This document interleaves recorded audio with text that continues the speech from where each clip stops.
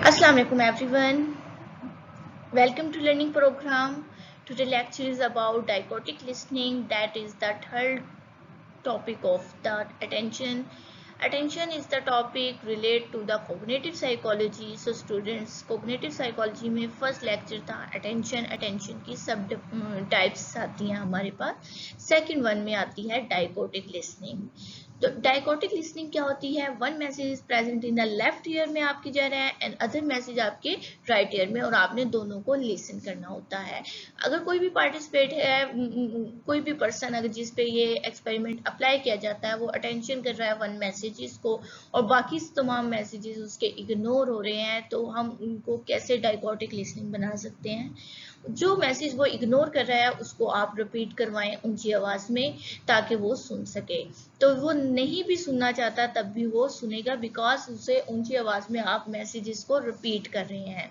ये रिपीटिंग का मैसेज के प्रोसीजर को कहते हैं शाउटिंग. शाउटिंग एक ऐसा प्रोसीजर होता है जिसमें कोई भी पार्टिसिपेट अगर फोकस नहीं कर रहा तो उसकी अटेंशन को फोकस करवाया जाता है और उस मैसेज को अटेंड करवाया जाता है.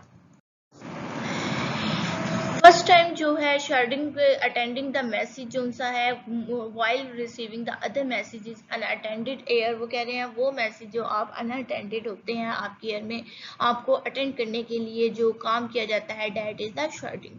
However they will be asked to the head in the unattended air participant would be there will be message a cloud identify a male and female. Then उसे पता चल जाता है कि ये आवाज़ जो सी है वो आइडेंटिफाई करता है ये मेल एंड फीमेल की है.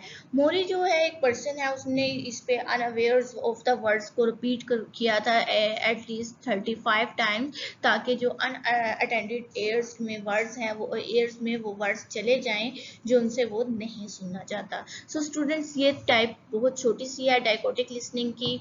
आज का आपका लेक्चर यहाँ पे खत्म होता है. सो अब नेक्स्ट लेक्चर में आपको जो है अटेंशन की मैं नेक्स्ट जो चीज़ें हैं उसकी टाइप्स उसके मॉडल हैं जो इम्पोर्टेंट वो कवर करवाऊंगी. सो अल्लाह हाफिज़.